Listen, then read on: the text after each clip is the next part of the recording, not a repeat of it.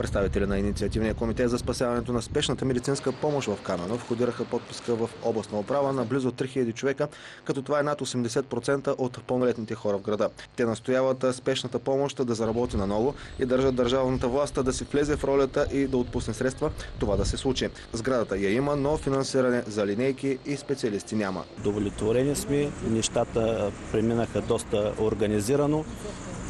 Срещнахме голяма подкрепа от абсолютно всички от общината. Лично от господин Гребенаров очакваме той да придвижи тази подписка и това обращение напред към Министерски съвет и министър на здравеопазването.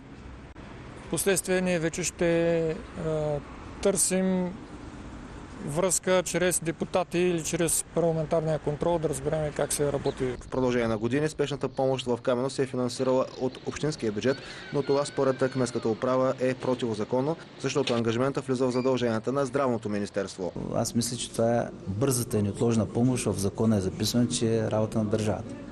И в случая няколко години, 6 години, фактически ние финансирахме държавата с тези средства в интерес на хората.